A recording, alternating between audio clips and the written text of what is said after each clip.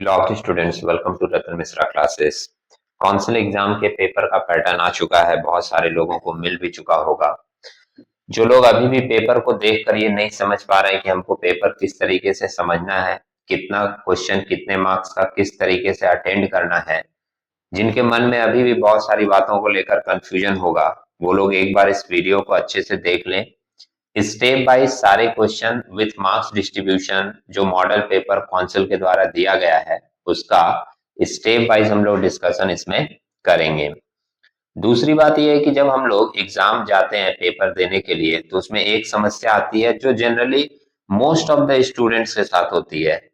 ये सबसे बड़ी प्रॉब्लम है कि पेपर जब हम लोग पाते हैं, पेपर जब हम लोगों को मिलता है, उस समय हम लोग देखते हैं कि पेपर बहुत बड़ा है, बहुत लेंदी हो सकता है, बहुत सारे पेजेस हैं।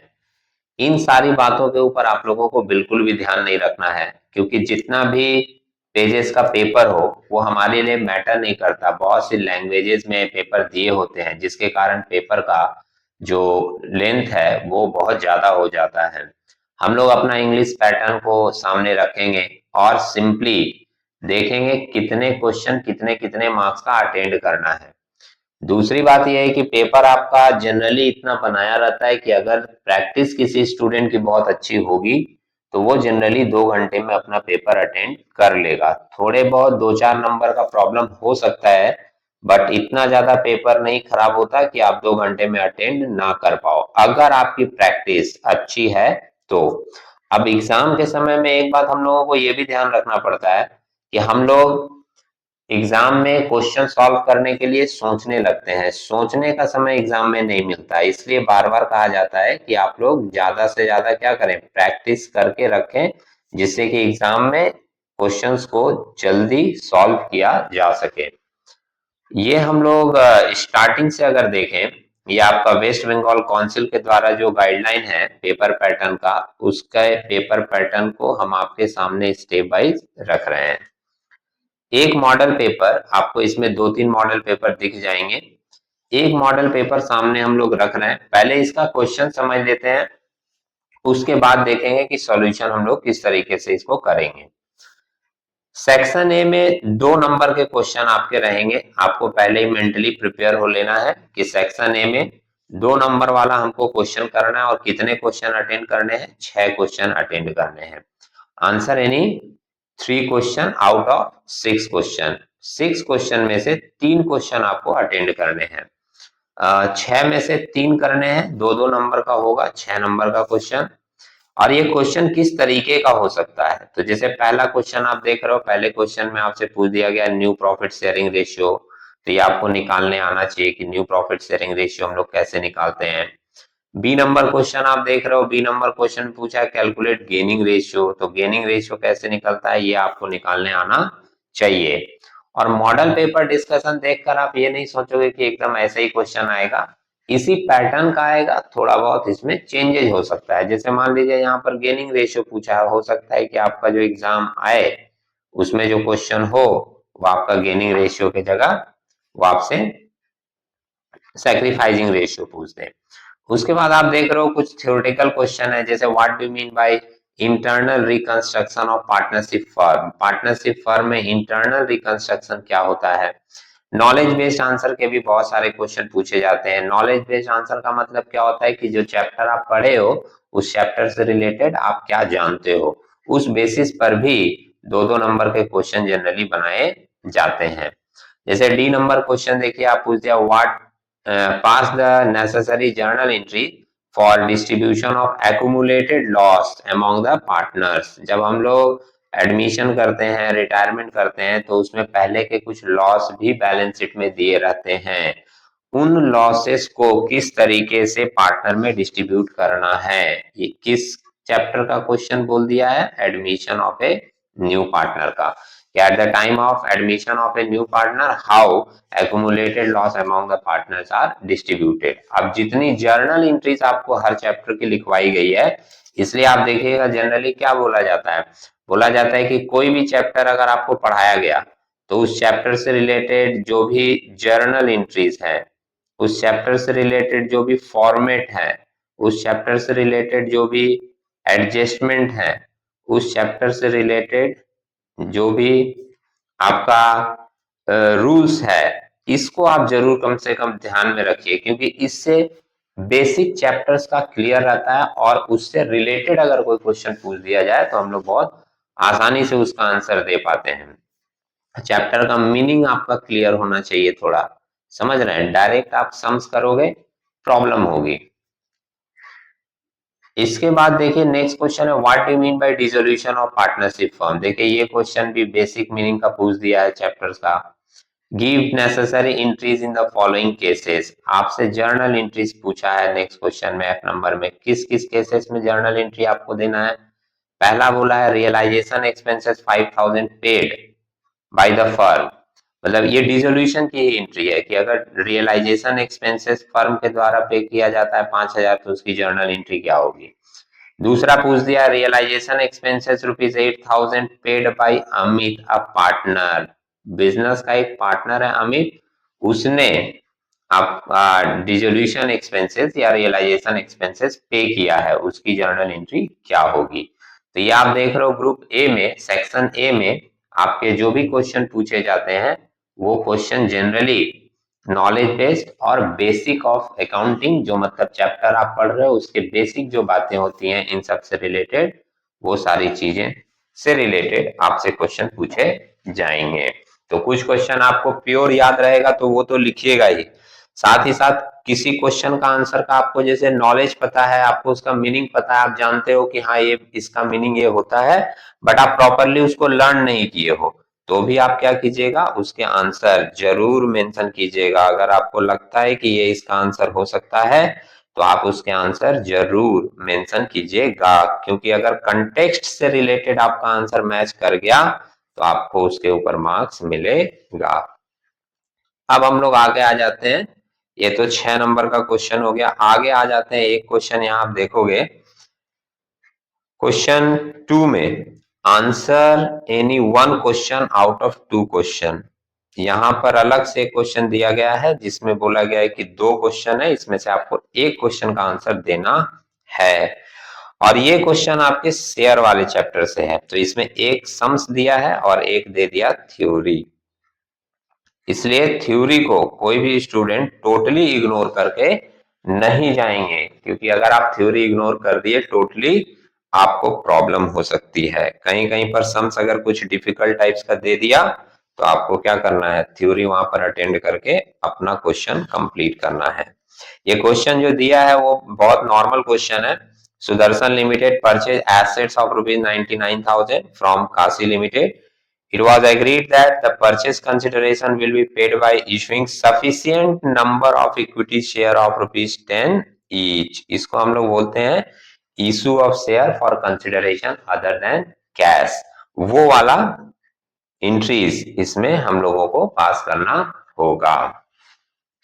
आगे आप देखोगे सेक्शन बी में तो आपको 3 मार्क्स के क्वेश्चन मिलेंगे। आप 3 मार्क्स वाला क्वेश्चन जो है एक्सक्यूज मी, 3 मार्क्स का जो क्वेश्चन है उसमें आप देखिएगा तो इसमें भी पहले बोला है कि answer any 3 question out of 6 question. 6 question दिए हुए हैं, इसमें से आपको 3 क्वेश्चन करने हैं।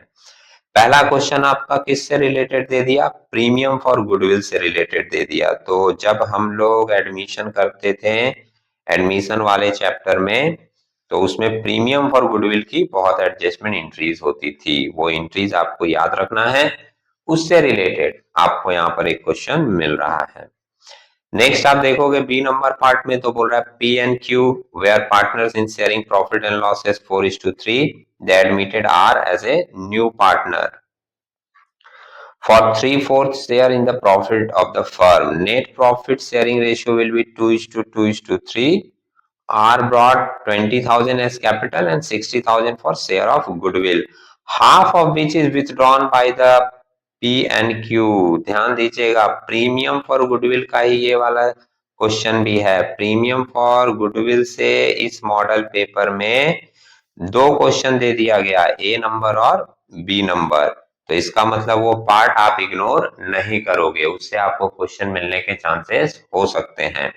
प्रीमियम फॉर गुडविल में जब हम लोग डिस्कस किए थे तो आपको बताया गया था उसमें 5 कंडीशन होते हैं और पांचों कंडीशन में अलग अलग एंट्रीज होती है, लेकिन हमने कहा था कि आप 5 नहीं तो कम से कम 3 कंडीशन अच्छे से समझ के रखिएगा, क्योंकि उस 3 कंडीशन में से आपको कुछ क्वेश्चन एग्जाम में मिल सकता है। प्रीमियम फॉर गुडविल वाला। अब नेक्स्ट क्वेश्चन देख लें, तो एक थ्योरी दे दिया है, state 3 points of differences between sacrificing ratio and gaining ratio. Sacrificing ratio आप निकालते हो एडमिशन के केस में, गेनिंग रेशियो आप निकालते हो रिटायरमेंट के केस में। आप फॉर्मूला इसमें लिख सकते हो सैक्रिफाइसिंग रेशियो और गेनिंग रेशियो का। नेक्स्ट क्वेश्चन है, Anil and Sunil are equal partners, their balance sheet on 31 March 2025 was as under. एक बैलेंस शीट दी हुई है, दिख रहा है हम लोगों को। फिर उसके बाद दे दिया Basu is admitted for 1/4 share. मतलब ये जो क्वेश्चन है ये हम लोगों का एडमिशन का क्वेश्चन है, और इसमें हम लोगों को बनाना क्या है, तो लास्ट लाइन आप देख रहे हो, प्रिपेयर रिवैल्यूएशन अकाउंट। आप अच्छे से रिवैल्यूएशन अकाउंट बनाना जानते हो, आप इजिली इसको बना सकते हो। और अगर किसी को इसका आंसर चाहिए होगा तो मैं सारे आंसर क्लास में करवा के अपने डिस्कस करके यूट्यूब पे डाल दूंगा, आप लोग चाहें तो उसको देख सकते हैं। और रिटेल में भी लिख दूंगा, जिससे किसी को सॉल्व करने में प्रॉब्लम ना हो। अगर कोई चाहे सेल्फ भी प्रैक्टिस कर सकता है, कंफ्यूजन हो तो देख भी सकता है। ई नंबर क्वेश्चन है, Ayaan Sayan and Rayan are partners in a firm sharing profit and loss in the ratio this. Ayaan retire, तो एक रिटायरमेंट का छोटा क्वेश्चन भी आपको 3 नंबर में मिल सकता है। decided to share future profit in the ratio 5:3. On this date, goodwill was 1,08,000. Pass the entries relating to goodwill. Goodwill वाली एंट्री रिटायरमेंट के केस में क्या होगी, वो एंट्री आपको यहाँ पर देनी है, ध्यान रखिएगा। एडमिशन के केस में अलग गुडविल की एंट्री आपको लिखवाई गई थी, रिटायरमेंट के केस में अलग गुडविल का ट्रीटमेंट बताया गया था। तो इस क्वेश्चन में जो पूछा जा रहा है वो रिटायरमेंट वाले केस का एंट्री पूछा जा रहा है।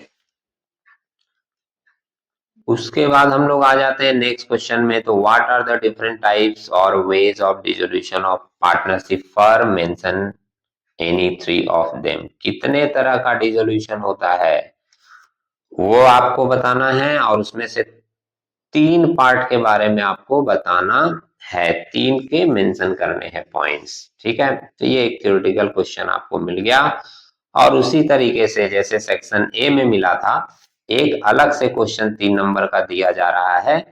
Answer any 1 question out of 2 question in short. 2 question है जिसमें से आपको एक आंसर देना है, और ये वाला किससे है, शेयर कैपिटल से। और इसमें किसकी एंट्री आपको दिखाई दे रही है, फॉर फीचर की। तो फॉर फीचर के बारे में बोला गया था कि फॉर फीचर की एंट्री आप अच्छे से पढ़ लीजिएगा, उससे आपको एक क्वेश्चन मिलेगा sure.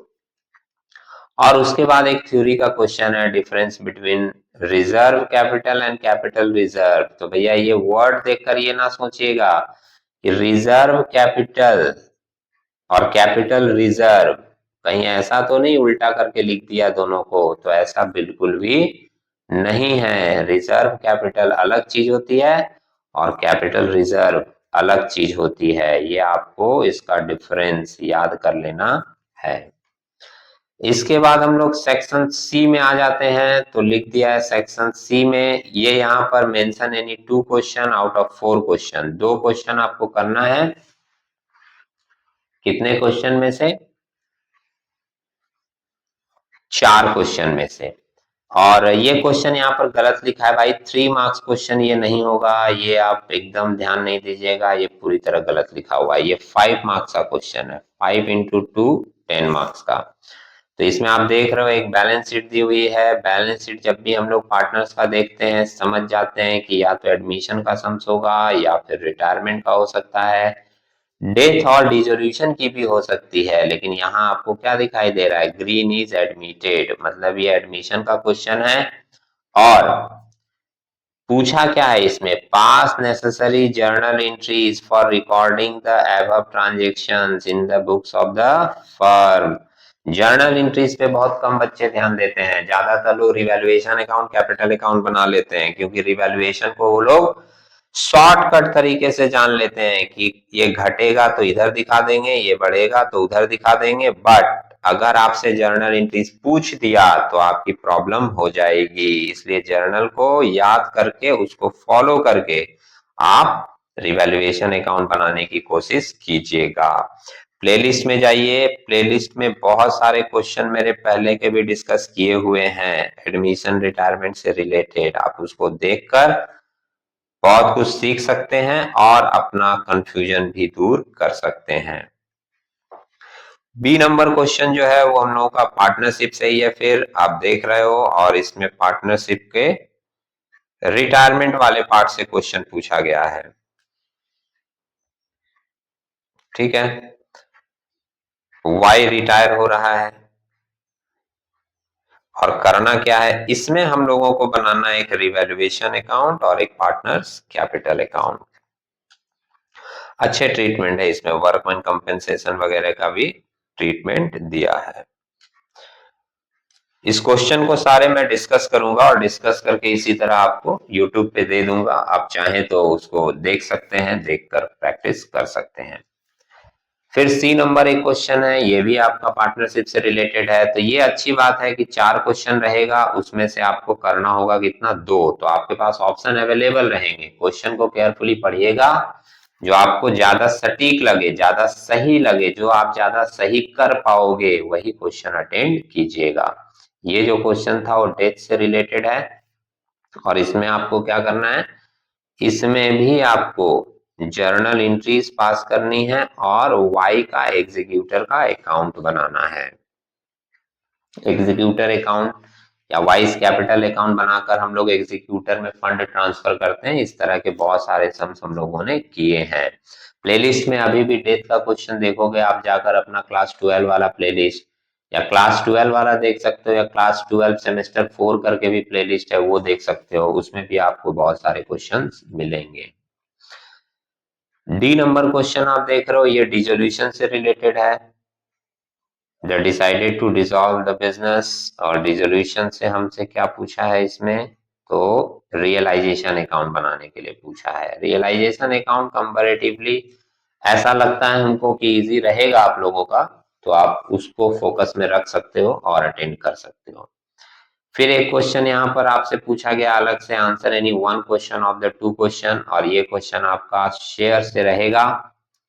Give journal entries, share capital में जर्नल एंट्रीज ही देने वाला क्वेश्चन आने का चांसेस रहता है हमेशा।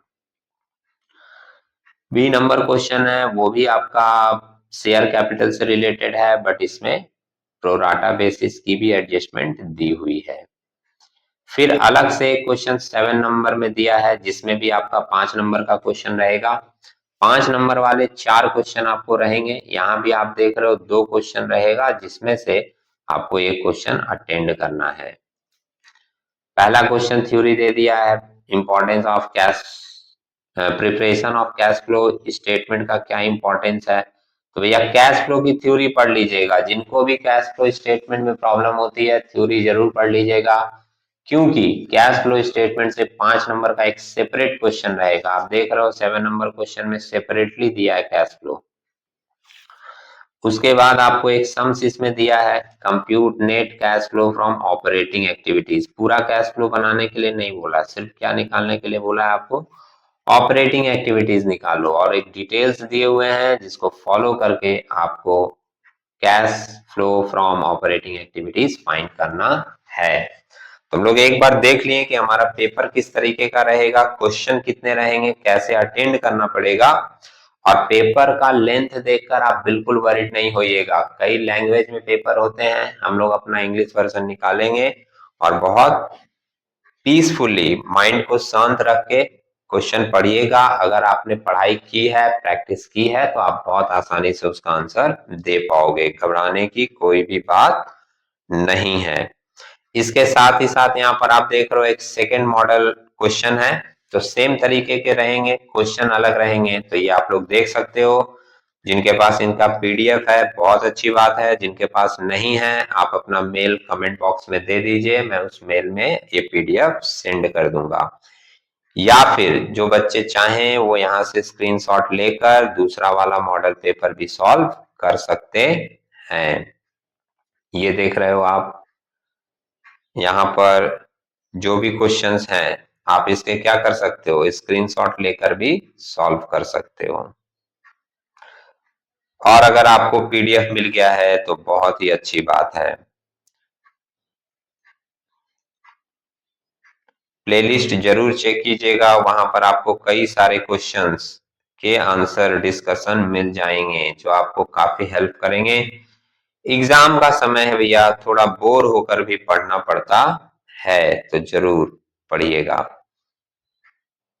उम्मीद है आपको ये पेपर पैटर्न समझ में आया है और उम्मीद है कि आप अच्छे से अपना एग्जाम दे पाओगे। Thank you, all the best.